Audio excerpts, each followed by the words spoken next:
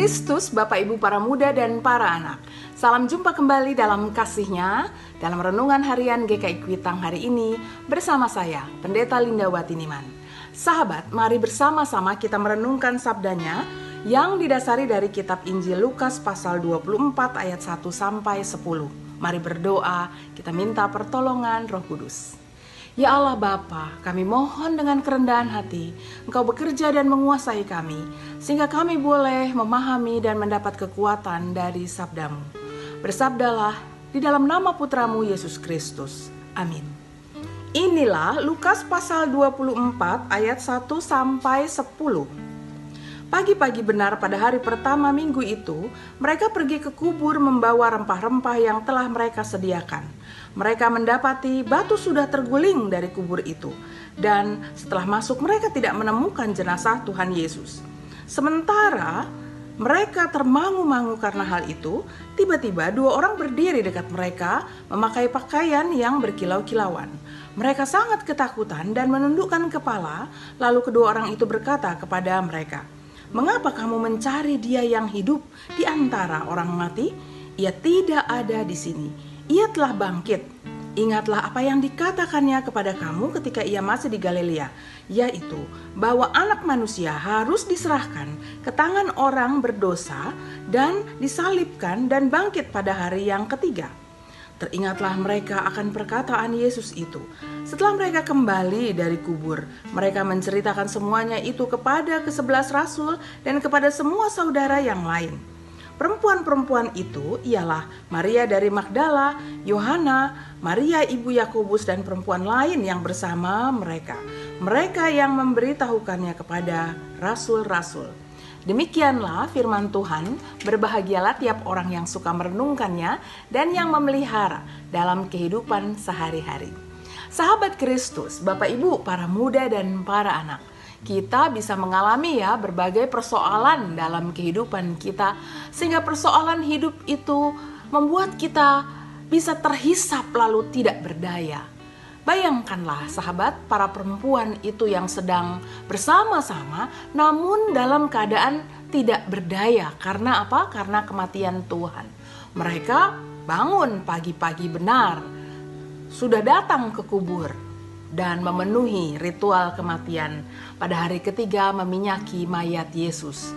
Bangun pagi-pagi dan menuju kubur saat itu, yang ada dalam diri mereka adalah kondisi yang dilingkupi kabut yang tebal, keadaan yang tanpa kekuatan dan harapan. Mungkin saja mereka jalan dengan kepala yang tertunduk atau menangis di sepanjang jalan. Kekuatan dan semangat mereka merosot dalam. Arah hidup mereka adalah kubur. Nah sahabat, namun sesampainya di kubur ternyata Tuhan tidak ada. Tuhan telah bangkit. Walau ini mustahil karena melawan kodrat alamiah, namun inilah yang sesungguhnya terjadi. Bahwa Tuhan Yesus tidak dikuasai oleh kematian. Kematian yang adalah ketiadaan kekuatan pengharapan, namun di dalam Tuhan Yesus Kristus menjadi semangat, kekuatan, dan pengharapan. Demikianlah para perempuan itu menjadi. Setelah perjumpaan dengan malaikat dan realitas kebangkitan tubuh Yesus. Nah sahabat, kita juga kiranya menjadi demikian. Kita menjadi orang-orang yang dikuasai dan percaya dengan kesungguhan hati pada kebangkitan Tuhan Yesus, bahwa dalam keadaan apapun kuasa Tuhan tidak terbendung, bahkan oleh kuasa kematian sekalipun. Tuhan menghendaki kita hidup dalam kekuatan dan pengharapan dari Dia, sehingga ketika kita menjalani hidup dalam lemah sekalipun dan menghadapi tantangan, kita tetap mengalami kekuatan yang dari Tuhan. Kita tahu bahwa Allah mengasihi kita.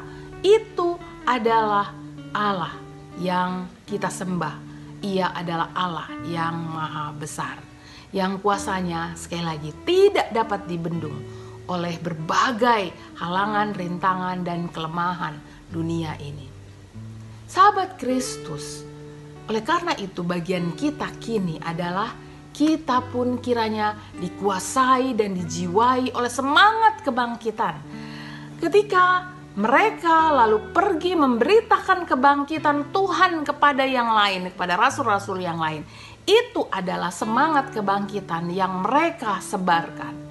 Arah hidup mereka bukan lagi dunia sebagai kubur, sebagai ladang kesedihan, sebagai ladang ketidakberdayaan, kehancuran, namun telah berubah kini ketika mereka memandang dunia yang dihadapi dan tinggali ini adalah sebagai ladang di mana kuasa dan kebesaran Allah disebarkan.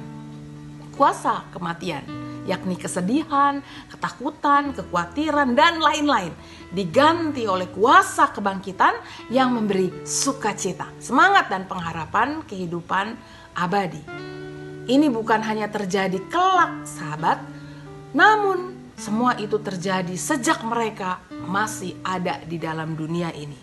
Semangat seperti itu dimiliki oleh orang-orang yang sungguh beriman kepada Yesus Kristus, yang memiliki semangat, sukacita, kekuatan di dunia ini dalam keadaan apapun.